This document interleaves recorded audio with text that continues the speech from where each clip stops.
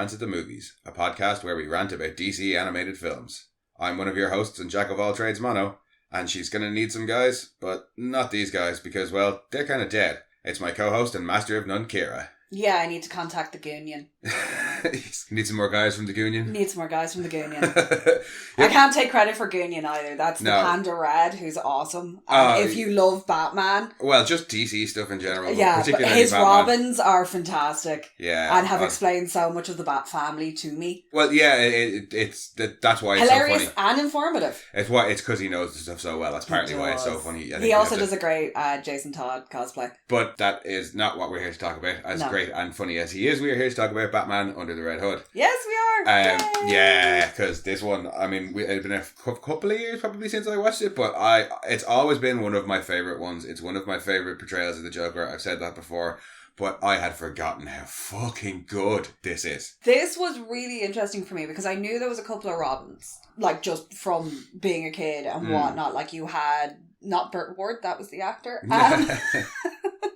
You've got Dick, Jason, Tim, Damien. There's your Carrie one from The Dark Knight Returns, but she's not really considered. Yeah, but there was like Stephanie three Brown. because Tim Drake was in The Animated Adventures. I want to say it's Tim Drake. Yeah, it's, as far as I remember, it's supposed to be Tim Drake in the animated one. So I was like, "Who the fuck is Jason Todd?" And then it was like, "Oh shit!" There was a phone poll to like kill him off. He was basically the bat equivalent of what's his name from Star Trek. Wesley Crusher, like kind of just like generally not liked, and they decided to do a phone poll. He wasn't well liked, no. And they did a phone poll, and I think it came down to like 72 votes in the difference. And was probably like they said rigged, it was probably a guy who like programmed his computer to call in, like it was a robocall type thing because somebody just really disliked him. But no, because he was introduced when he was first introduced in the comics. They basically just gave him exactly the same backstory. Where he's like this street kid. Grayson. No. As Dick Grayson. Oh, right. He was a circus performer whose family got killed, and Batman takes him under his wing.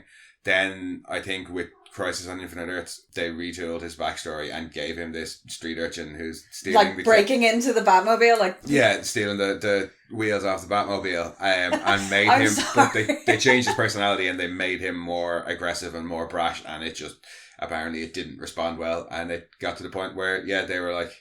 Well, there was other stuff apparently going on in DC at the time where they were like, they had said they were going to do a poll, so people could have a say in how the comics went. And it ended up being, well, will we kill Jason Todd or not? And came down to, yes, we will. And fuck me, did they? Like, they made sure that he was dead. It's pretty horrific how he goes out. It's not even, it's worse in the comic. Yeah, no, they have toned a lot of this down. This was originally animated to be an R rating. Yeah. They were going for the full violence of it. But and you can see the remnants of it. Watchmen wasn't doing it, or whichever one was R. Wonder Woman and Green Lantern hadn't done great. Or I think Wonder Woman hadn't done great and Green Lantern was about to come out and they were a bit worried about it. The animated ones, by the way. And they were going to go R-rated with this, but then because Watchmen had kind of flopped and it was R-rated. And the other ones hadn't done so well. I think Wonder Woman had done pretty well, and that was... They knew they had a good story in this one, and I think they didn't want to put the R on it. Yeah, just because they would risk losing target audience. So it was supposed to be. But what's brutal in the comics isn't so much the actual act, it's the fact that Jason's like going to try and find his mom. Yeah. And he finds his mom, and Joker's paid her off to be like, well, she doesn't care about him. She's like, I got rid of you for a reason. And then a couple of days later, it was like, oh no, actually, I would love to meet you at this place in time for a chat. But she's just taking a payoff from Joker. Yeah, that's really fucking hard. That is horrible. I didn't know that part of that. That's fucking rough. All I knew was like Joker somehow had like conned his way into being like the ambassador to Bosnia. No. And had diplomatic immunity. And I was like, sorry, what now? No, that's what I was going to say is well, that's the most brutal thing in the comic. It's not even the most bizarre thing in the comic, because the most bizarre thing is the comic is after that, all of Joker's like criminal assets get frozen or he's broke or something anyway, but he knows Batman's going to be fucking pissed off because he just killed Jason Todd. So he has like a nuke or an ICBM. Yeah. And he sells it to Iran for cheap on the condition that they make him It's Iran. Yeah, sorry. He dies in Bosnia. Or I can't remember exactly. I think it's somewhere like that. But yeah, he sells the missile to Iran on the condition that they make him ambassador, so he'll have diplomatic immunity. And there's a scene where he's at the UN and Batman goes to basically kill him. And Superman shows up to stop Batman to protect the Joker because it'll cause an international incident. It is a fucking off-the-wall comic. It's great. Okay, well, none of that is in this. And I'm kind of glad it's not. No, all that you get from that Death in the Family storyline is just the Joker kills Jason Todd. Yeah. And they've made Ra's part of this because he has a Lazarus pit, so it's an easier way of bringing him That's the back about. Other insane thing about Jason Todd is because when Jason Todd comes back, Connor Kent punches a hole through the fabric of space-time. Yeah, the Superboy Prime breaks out of their pocket reality by punching through realities, and that combined with something to do with the Lazarus Pit revives Jason Todd. Anyway. So yeah, in this they just went, Lazarus Pit. We'll just put him in the Lazarus Pit. Lazarus Pit. People know who Ra's is now because of the Batman Begins thing, so Ra's brings him back to life. We do get Talia. She doesn't say a word, but she is in her catsuit, which I appreciate. Yeah, nice to get the Talia quick appearance. I love Talia, yeah. Ooh.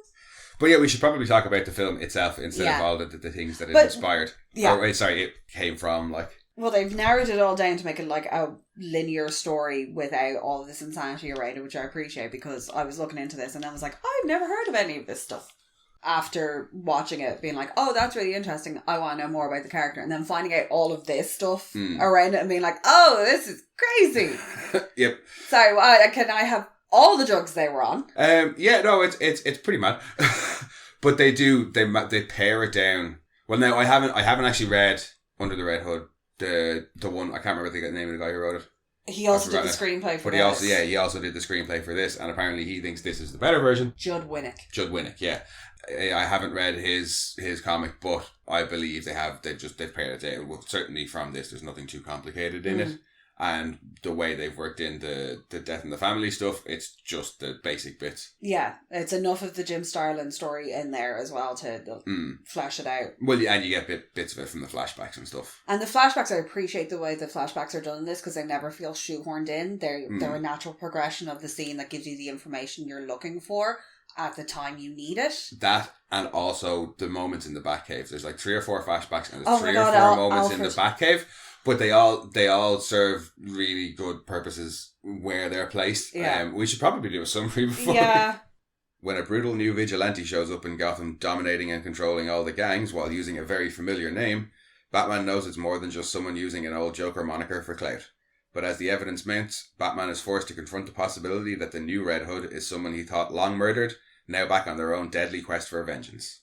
It starts very horrifically. It does. It is not, you're not walking into a fluffy story at all. It is, hello, here's a child, because I don't care, he's 16, 17? He's a child. Yeah, between 14 and 17, we'll say. Being brutally, he's tied up on the floor, he's got no shoes on, which I don't know why that hurts me so much, but it does. It was like the Joker took his shoes, and it's the middle of winter. And he's out, up a mountain, so he can't, even if he can get out, he's going to cut the shit out of his feet and not be able to escape. Yeah, probably freeze to death. Being beaten by a man with a crowbar. Yeah. Who's taking immense joy out of it. Oh, yeah.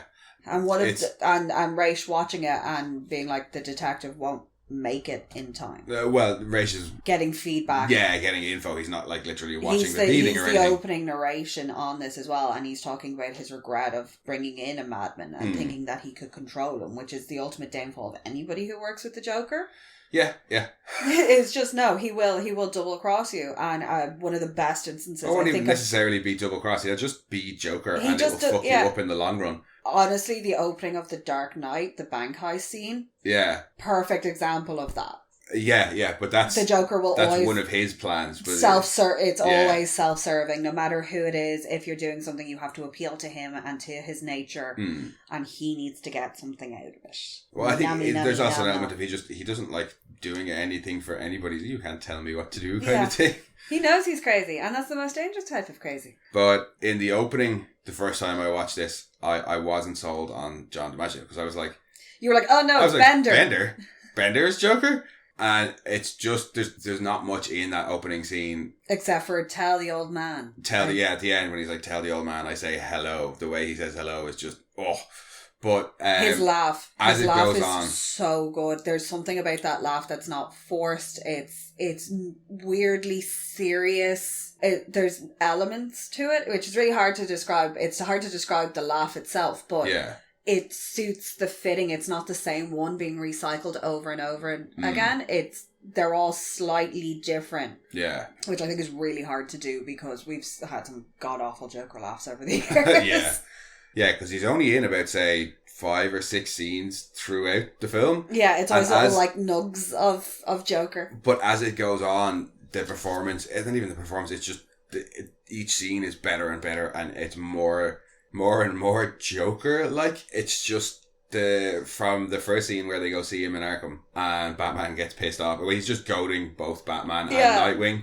Batman gets particularly pissed off when he brings up Jason Todd and slams him into a wall, and Joker's response is, are you going to do it this time? Oh my god, you're going to do it? Are you going to do it? Or are you just going to put me in a body cast for 6 months, or another body cast for 6 months, implying it's happened at least once before. God, yeah. Batman won't kill him, and Joker really wants to push him. That's the whole thing. It's who's going to break first. That's the eternal fucking struggle between them. There's also an element there, I feel, of it's almost at the point where it's nearly cruel to joke. Like, Joker would almost just kill me because, like, instead put me in fucking body casts every time instead of just fucking killing me. And obviously, it hints at the greater ending of the film. Yeah, it's almost... It's such a toxic relationship between the pair of them. But it's summed up so well when he goes... If I did this, don't you think I would let you know it was me? Like, why would I go through all the effort to, like, take out all the heads of the crime families and take it all over without explicitly letting you know it was me? Mm-hmm. Like, when have I ever not been, like, fucking fireworks parade, yo, watch me do this? Yeah. Like, fucking think about it. You got the wrong person, that's... Well, I mean, and even Batman's pretty sure when they go to see him that it's not him. He's like, it doesn't fit his MO. But just to be on the safe side. But yeah, let's go and check it out just because. But yeah, no, each bit that we get of the Joker as it goes on, it gets progressively more, like, unhinged as well. And it's just, John DiMaggio is fucking amazing in this. I do have a particular fondness for the, is it a sleepover? Are we having a sleepover? I'll bring my toothbrush. It just... the delivery of that, and the animation just is fantastic throughout, but just the combination of the animation there when he's saying that, with the delivery of him looking out all through the hair door. On the back of your neck stands up. It actually really reminds me of the kitchen scene in Jurassic Park when the raptor looks through the door. Oh yeah, and then tries the handle. It's the same scene. It's very much the same menacing same energy. Yeah, it's like, I'm going to fucking die now. But the way he moves through, whoever animated that, oh my god. Yeah, I mean, we could probably spend this entire episode just talking about the Joker and how good he is. But it's not just John DiMaggio. Like, we've Bruce Greenwood as Batman. Yeah, who's Captain Pike. If anyone watched Star Trek, the reboot series, he's really good. I have my issues with Batman's character in this that we'll probably get onto in a bit. But that's more the character as opposed to the voice acting. Yeah, no, the voice acting is phenomenal. Obviously, then it's a really good, strong cast. Neil Patrick Harris is Nightwing. I really like it because it's great casting. Cheeky, and it's like Nightwing is kind of like still very quippy and not quite the holy rock or giant holy rocks. It's that it's not your toned down a bit more, word. But it is still very kind of quippy, and he's a bit lippy and very bouncy. Yeah, he's a very bouncy individual, and I appreciate the fact that when it opens on the when you get like the Gotham docks nowadays, the Batman introduction, the whole Amazo fight, but you get the little bit of exposition from the guys who are like caught up in this, who are like, "Ooh, fuck it!" Because one of them's like, "Oh, obviously you're not from Gotham. You know that was the first Robin." Yeah, because in the comics that's generally not known by people outside of the Bat family. That Nightwing was the original Robin. For the purposes of people who might not know, who are watching this, who don't read the comics, it's a handy little, hey, who's that? And I forgot. You keep forgetting you're not. Because otherwise you'd be like, why is this guy like being so sassy to Batman? Why is Batman taking it? Alfred's the only one who's allowed to be sassy. Yeah. And then he's like, oh, I missed your toys. And it's like, hang on. Also, his little, like... Knuckle dusters? His arm, wrist, weight, fucking Mary Poppins bags. Because, like, he pulls that staple gun thing out of it. The knuckle duster made sense. That fits in it. But it's kind of like Batman's utility belt. You've got Neil Patrick Harris as Nightwing. Then, obviously, Jensen Ackles as Jason Todd / the Red Hood. And he's fantastic in this as well. Yeah, if you watched Supernatural, it is very Dean Winchester-y in, like when Dean gets serious. Parts of the delivery, yes, but not so much that he sounds like Dean. No. Because he doesn't... He doesn't actually sound like him at all. Like, you wouldn't really realise it. Yeah, and I think even now, knowing it's Jensen Ackles and being much more familiar with his work than I would have been the first time I watched it, I'm still... There's parts where I'm like, that's not Jensen. No. Like, it is, but it's not. He can convey such fucking hurt in his voice. It's incredible.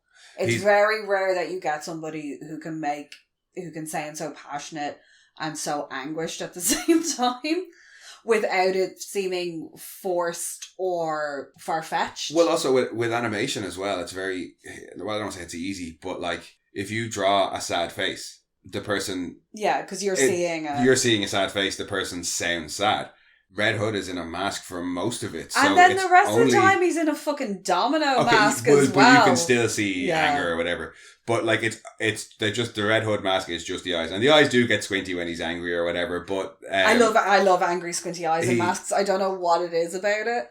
No, he really had to give it more in this, I think, because of that. Yeah. And I always appreciate it when actors who aren't traditionally voice actors get given a voice acting role and don't just use their normal voice. Yeah. Like, he's actually given it something. He's given Jason Todd a voice that's not Jensen Ackles' voice. No. And I always appreciate that. And then we can't forget about Black Mask, who... This is my introduction to Black Mask. And that's he's... Wade Williams. And it's interesting because he's completely fucking mental. He is... In a different way to the Joker. The Joker's very controlled and very calm. And he's just spends half his time punching out his goons. Yeah. His own goons. He's going around on a rant. Now, God love the secretary, who's Kelly Hugh. Yeah. Who's... yes, Batman likes to keep things. The way all of her delivery is so perfect. It's so deadpan. And I am dealing with a petulant child. And I have said this so many times... But he's just even fucking unhinged. Even with Nightwing there, you do have some kind of comic relief. But it's a very heavy story otherwise. Even Joker's gags aren't necessarily funny. They're maybe like a bit funny in world, but it's mostly just Joker being Joker. Yeah. Black Mask is the ham that we need in this film to just take the serious edge off. Balanced out by the super serious, dry wit of Mrs. Lee, the secretary, who is just standing there while he's on a mad one and then comes back with these incredibly sarcastic answers. Yeah, she's just staring her out of it. And she's like, what are you going to do? You can't get rid of me. I run your fucking life. Well, that's literally it. Every secretary in this and who is still alive, only manages it because they have complete control of the organisation. They're just so insanely good at their job. Yeah, no, and that's why, because if they get rid of them, they are fucked. Make yourself indispensable. But his whole just descent, and it's, as well as it being funny, it does serve the story. It's not just, haha, Black Mask is getting frustrated because Red Hood is ruining his shit. He's managed to claw his way up and unite the 5 families, and they're all like, oh, this is great. He's like, yeah, I've united Gotham under one crime family, and then in sails Red Hood to start fucking his shit up. Yeah. I particularly enjoy with the rocket launcher on the roof. He's like, he can move when he wants to. There are some great lines like that when Nightwing and Batman are chasing him after that. I think it's after that scene. And it's the long rooftop chase between the 3 of them. Oh, it's after the helicopter bit. Yeah. Because he thinks Batman's gone. The helicopter heist on the roof. They're like, oh no, they've caught him. And he's like, oh, you want to dance? Let's dance. And he just drops plunges the helicopter off the side of the building. And it was like, yes, baller move. It is. But when Batman manages to save it. And he knows, and he plays Batman like a fucking fiddle because he knows that Batman's going to try and save the civilians on the street. Yeah. But what he's not expecting is Nightwing to swing down, grab Batman and swing him back up to where Red Hood is. And Red Hood responds, okay then, nice night for a run. Yeah. Just Let's turns go. his legs. It's beautifully animated as well, this film. Because that chase scene is quite fun. There is a touch of that 3D animation in it.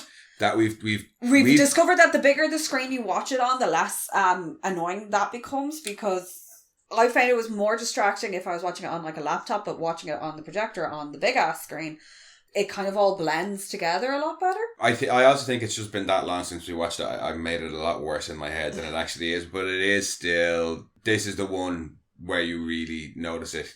We saw it a bit last week or the week before, I think. Also, sidebar, Red Hood drives an Impala. Yes, that was a nice addition. No, because in my notes are... The Impalas have those pop-off roofs as well, which means when he's being chased on the freeway and Batman gets he's like, oh, I'll just tamp the roof. And he goes, nope. And he clips it off. Clips off the handles and there goes the roof. And then Batman just lets it go. So some poor bastard got a fucking roof in his house or through his car. But yeah, my notes about that are Impala, yay! CGI cars, boo. Ooh.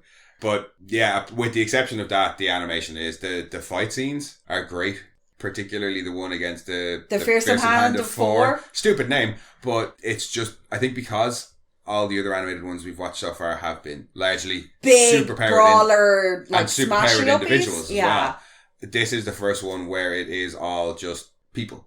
Yeah, and just literally punching the heads off each other and throwing shit at each other.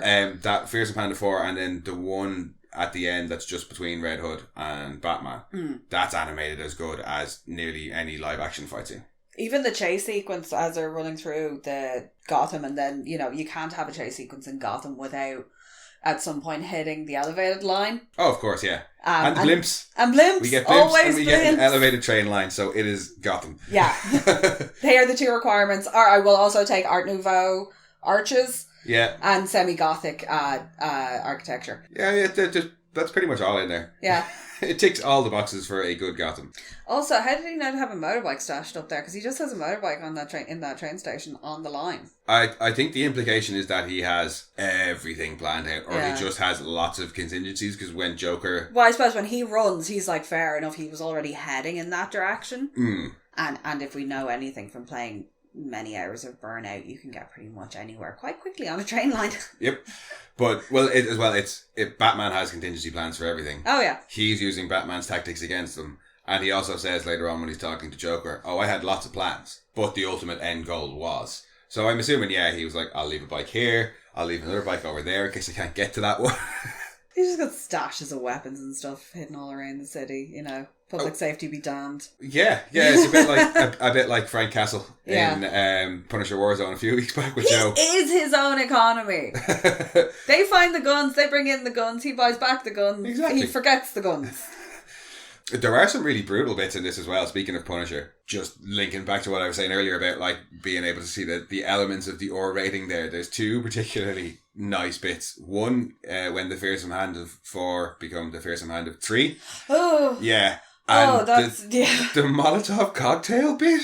That's the worst bit great. For me, I think, is because a lot of it, because they've cut out a lot of the gore and the actual blood and things like that, particularly at the start with Jason Todd being beaten by the crowbar, what you're left with is his shadows, the sound.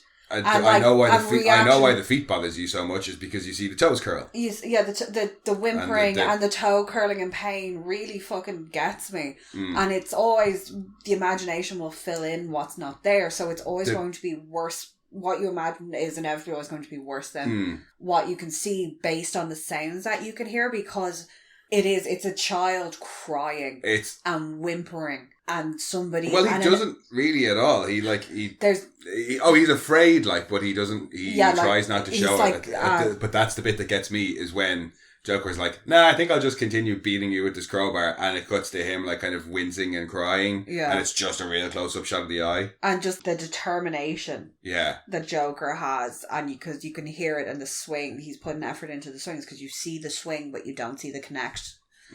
But you can hear the aftermath. And I think that... not showing it was worse than actually having it just be like him being beaten. Yeah.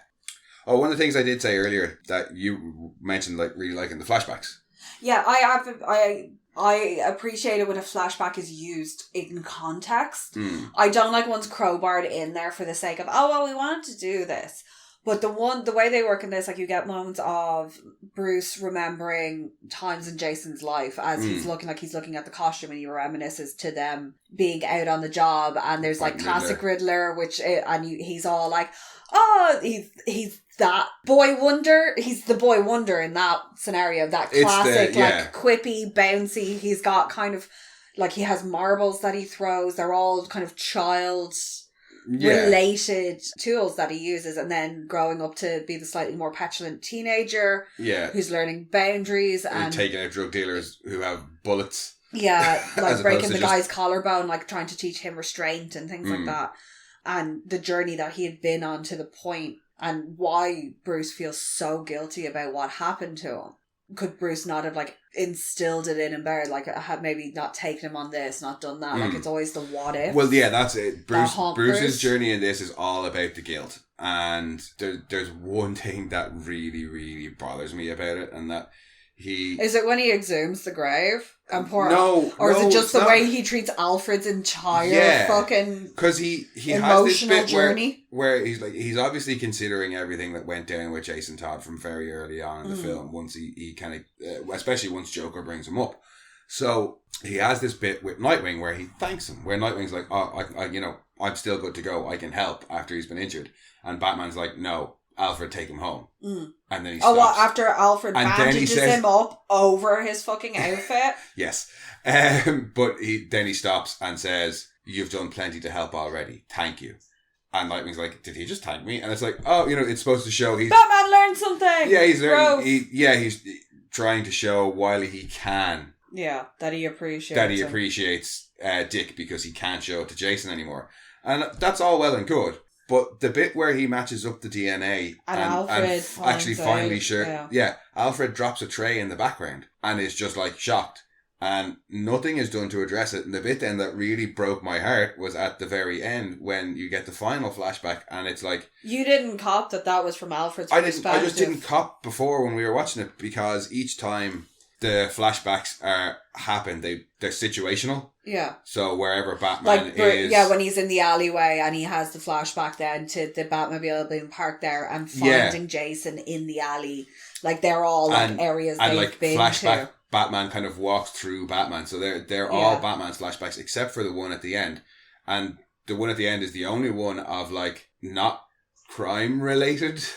Jason Todd, it's him in his suit for the first time, being all happy and jumping about the place, and Bruce is like teasing him, pretending like he's annoyed, waiting for him, but it's actually Bruce is letting him have fun and letting him hide and jump out at him, and it's like, oh, it's Alfred's memory, and then it broke my heart because previous to Alfred's flashback, I can't remember what Alfred says to Batman, but Batman's response is, this hasn't changed anything. Nothing's changed. And it's like, well, fuck you. Maybe nothing's changed for you. Yeah. But this poor old man has to relive his grief fresh as if it has happened on day one.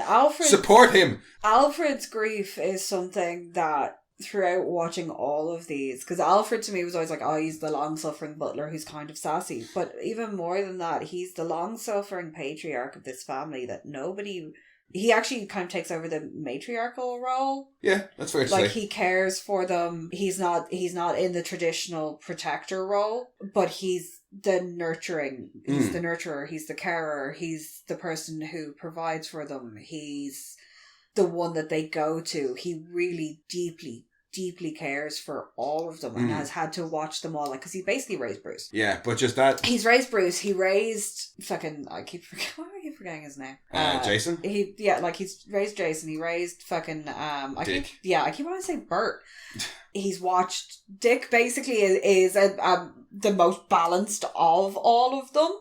Of the greater Bat family, I'd say. I think it's because, but that's always because Dick strikes out on his own. To me, it's always because Dick strikes out on his own and tries to get it. But he also takes a lot of Alfred's advice.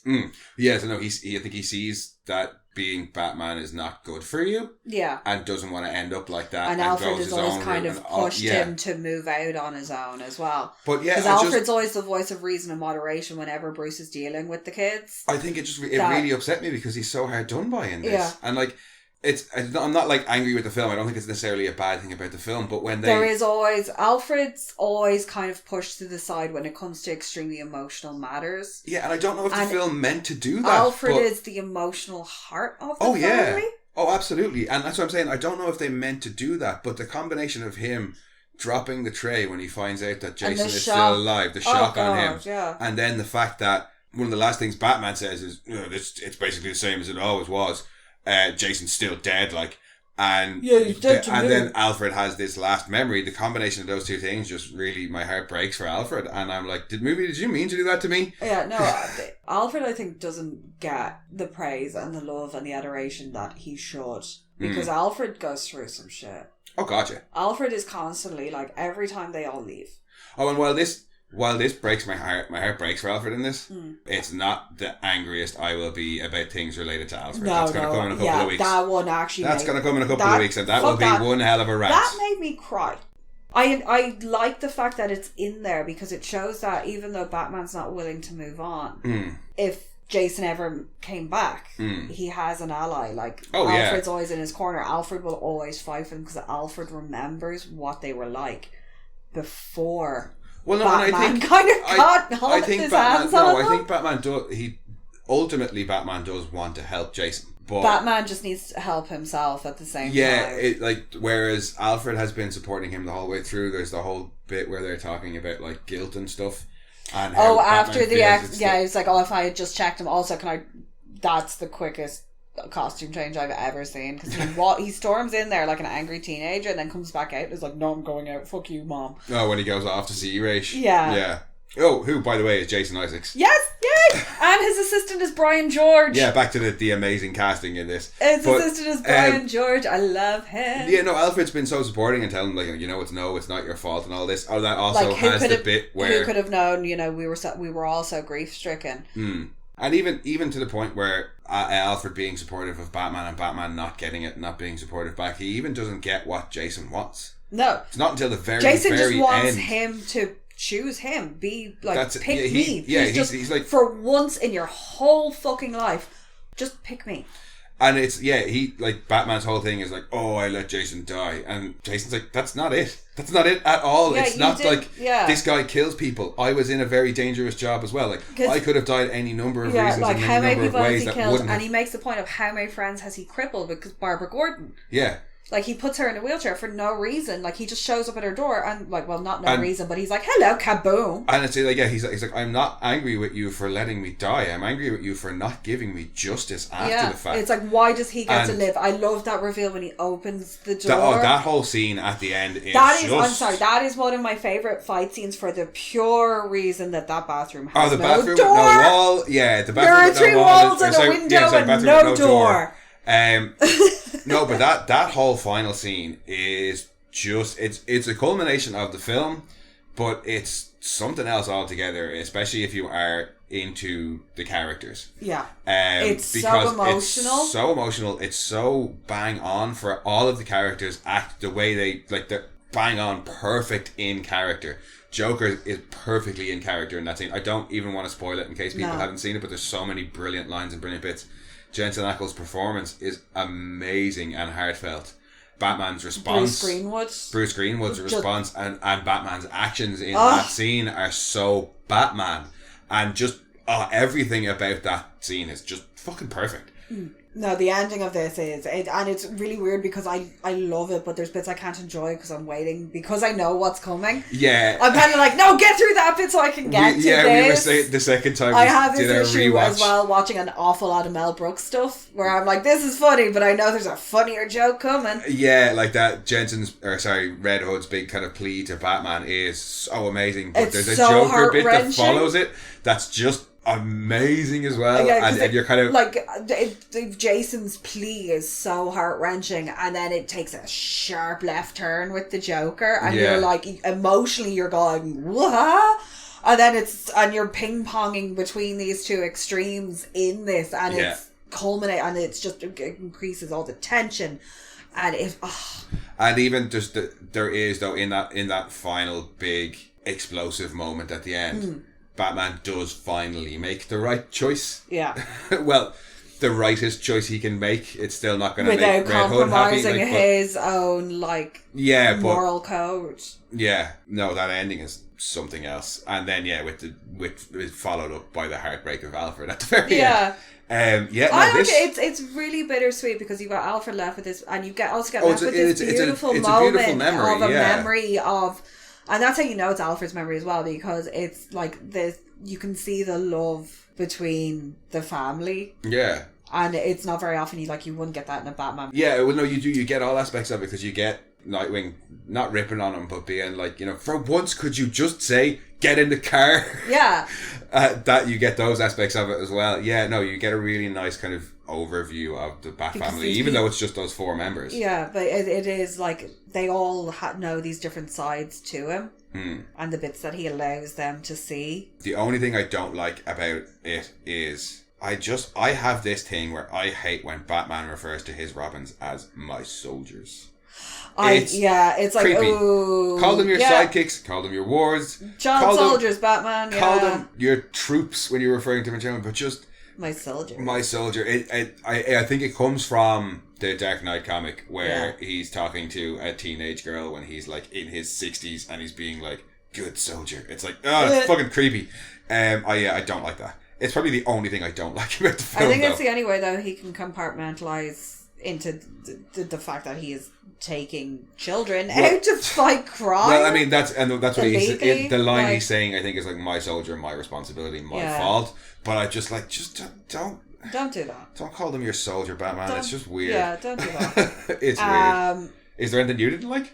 No, but I do want to shout out one of my favourite voice actors who's in this. Fucking Kevin Michael Richardson. He's one of the crime bosses. Yeah, he's the crime boss who's about to get Molotoved, but doesn't. Yeah, but I was just like, yes, I love you. I love you in everything you're in. I love your voice. I want you to talk at me, please. Yeah. But I always thought that the fucking Fearsome Hand of 4, their character design is phenomenal. The dude with the one in his head really reminds me of in Chronicles of Riddick, the guys who sniff out the soul thing that he moves kind of like that. And I actually was like, this is kind of interesting because he moves the way that Jason moves when he climbs out of the Lazarus pit and he goes scuttling up the wall like a fucking mummy. Like his little yeah. Because I was like, is he a robot? Because it's in, like, the other 3 were like obviously human, but I thought he was some sort of like cyborgy thing because you got that at the start with Amazo. Yeah. Or Osimo? No, Amazo. Osimo is entirely different. Until he's just talking about the Lazarus Pit, you reminded me that that is one thing I kind of have a problem with. The 5 intervening years. Because we've been looking for him for 5 years. What was he up to for 5 years? I mean, obviously, he had to like acquire shit. Yeah, readjust to the fact that he's come back from the dead, build stuff Probably up. But hunt down his ma. There's no explanation of what happens in the intervening 5 years. It's just we get Raish's story of what happened towards the end, and we know 5 years has passed from the start of the story because we see Jason Todd die, and then it says 5 years later when he shows up. They searched for him, but the trail went cold. Yeah, so they searched for months and he assumed he died. But presumably he's been working his way up through because he has just a line. But even if Red Hood had said a line, just 1 or 2 lines from Red Hood being like, I worked really hard to get here by doing this, that, or the other. You know what I mean? Or do you think these last 5 years? What Batman had trained him to do and was surveying all of them and seeing who the players were. It's the only biding his time. It's the only small thing that I have of just like what happened in those 5 years. It kind of just seems like he leaves the Lazarus Pit and then just shows up in Gotham. Yeah, well, but it's not a big thing. Lazarus Pit, he's completely deranged. There's more than enough good to count up for it. As ever, the pacing is fantastic. Yeah, because this is, how long is this? It's about an hour. An hour? No, not even. It's an hour and 12, including credits. I think. Is it's another one of the short ones. It feels longer because there's a lot in it. But like the last 2. But it's not like, oh shit, when is this going to be over? It feels longer in the sense of when you're done watching it, you look at it and go, that was only an hour? Yeah. Like, they packed a lot in that hour. And particularly in this one, completely engrossed in it because it's like, if you didn't know the Jason Todd storyline, and I like the fact that they include the original Joker. Well, one of Red Hood, the Red Hood thing, where he steps on the cape and falls in. They include that in it. That's one of the you alternates. get that flashback as well. Also, Gotham, why so many factories with vats of dangerous liquid just open? That's what, like, he drives a car into it. That's what Ace Chemicals are. They are they're Gotham's largest supplier of vats full of chemicals that are conveniently open and easily tippable. Yep. With shoddy, because I love that actually, because when you have the flashback of the Joker going through the railing. In the old style, like fucking top of a pill capsule hat. Yeah. And when it cuts back to him and he's standing at the railing leaning over, you can see that it's a new piece. It's got that obvious... And I actually like that little touch because they didn't have to do that, but they have it as, it's new enough repair that it's noticeably different to the rest of the railings.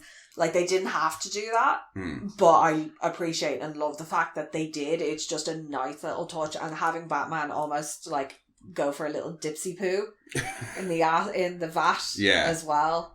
Like that flashback there, not so much because it's right in the action. Yeah. But a lot of the other flashbacks are great. I mentioned it at the start because the functions they serve in the story tend to be kind of as transitions between scenes or to help you inform what's about to happen. And I really like the kind of, I've called them like the Batcave moments. Yeah. There's 3 times they go back to the Batcave in the film, and they're nice little moments to recoup for the characters, to analyze everything that's happened, but also for us as an audience to take stock of what's happened. Yeah, because everything they're like either filling in Alfred on things or Batman is explaining his theory. Yeah, they're working through what could be happening. Brings you up to date on what's going on, and then you also kind of get that with the Black Mask stuff as well, that you get from the other side what the Red Hood has been up to, like he's taking out of our guys or this. But outside of the flashbacks and the Batcave, everything else is very much action story stuff. Yeah, it's all very not real action heavy, but it's heavier stuff. It's all the stuff with the Joker and all the Red Hood fights and chases and all the Black Mask stuff. So it's nice that you have it broken up with these flashbacks and these quieter moments in the Batcave. I think it really helps the pacing because it's not just go, go, go, go the whole time. I like the fact that the Joker recycles lines for a bigger audience. Yes, I nearly forgot that. That's one of my favourite bits. Cackle. I love it. It's so in character. Oh, that made me laugh so hard. I was like, yes. He says the line to you do Batman. what we all do. We think of a line and we're like, oh, that was too good. That. I can't I'm believe going to keep that one. Yeah. I only wasted it on 2 people, and those 2 people aren't here, and the guy who I said it about is here. I'm using that line again.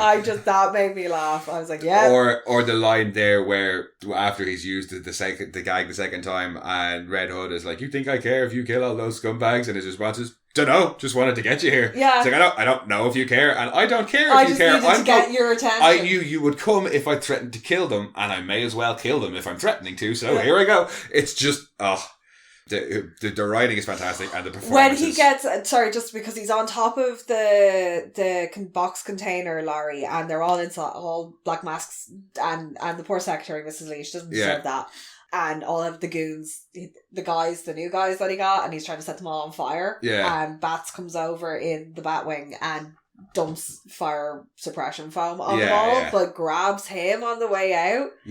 And the scream. Now, the woo! We said that scream was that's the only time that in this entire film that John DiMaggio sounds like Bender. And he sounds like Fat Bender when Bender's human, and it's the folds of fat air escaping from the fat in his body. It's just Bender scream in general, but I'm wondering, did John DiMaggio do that on purpose given what's happening? Because how often does Bender get saved by the magnet thing from Planet Express ship? And that's basically what Batman does to Joker there. I think that was intentional. If he had started singing Jimmy Crack Corn. But exactly the type of, like, that's what I'm thinking of. Oh no, magnet. Yeah. But because we've got an Impala for Red Hood. So I think that is a sneaky Futurama reference. Because we had said, that's the only time he sounds like Bender. Really he did that on purpose.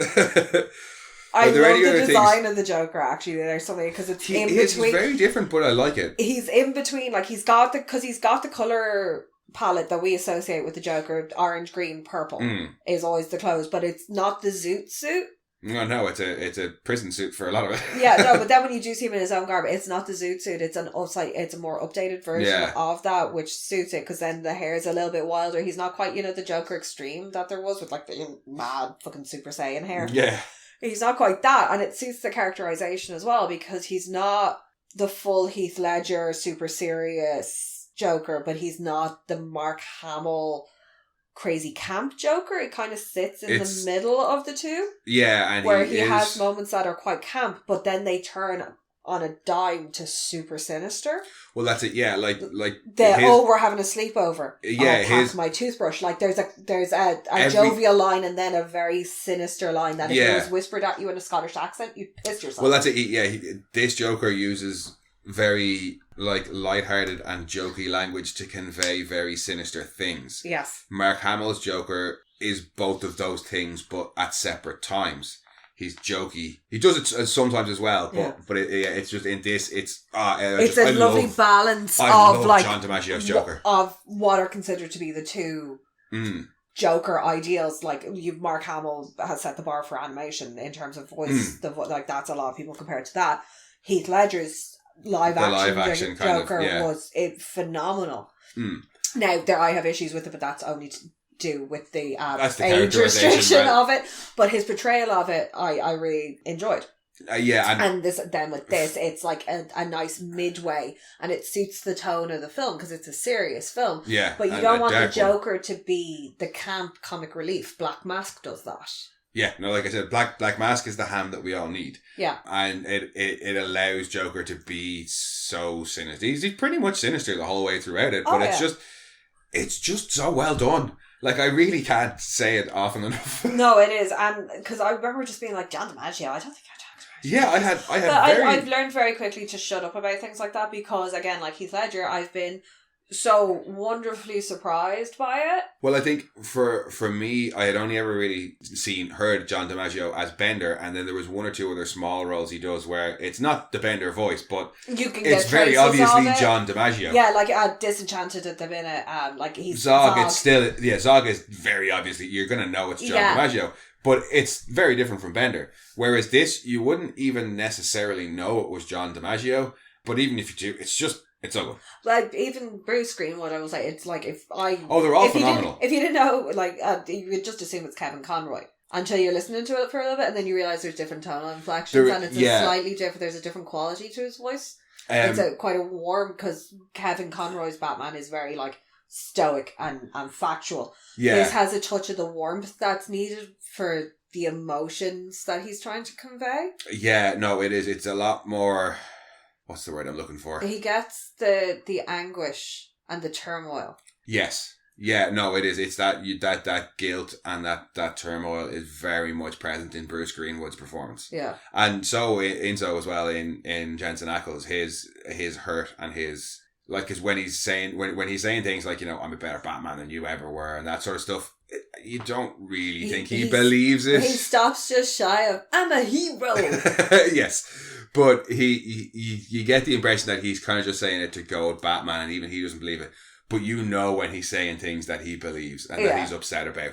And everybody's fantastic in this. All the voice actors. Yeah, because it is, like, at the end of the day, he just comes across as, like, I just want you to be proud of me. And I just want you to... just see me, acknowledge me, just for once, just pick me, just put me first, and comes across as like this kid that is just put the justice for me, like justice for me should be more important to you than your stupid moral code.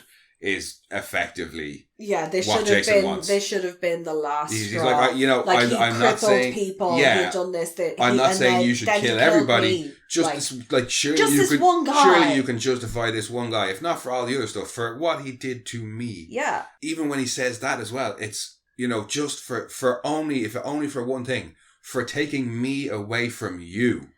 So it's not even about what it did to Jason. He's like, would you not, like, I would have thought that you would have been so upset with him for what it did to you that you do it. Never mind justice for me. And I think that's it. It's like, it is. It's like, it's that. Like, you couldn't even do it for me. You enough to do that. You didn't even do it for you. Yeah. Like, it's just, it's that performance, that particularly the end stuff when you find out what Jason really wants. It's really moving. Any final thoughts before we wrap up? Even the music in this, we always talk about the music on these because there's not... The credits aren't... The credits are cool looking. The music doesn't go as hard in the credits, but it still fits really well. Yeah. They always manage to get the tone and the pacing just right. Yeah. Tone is something that these films rarely get wrong.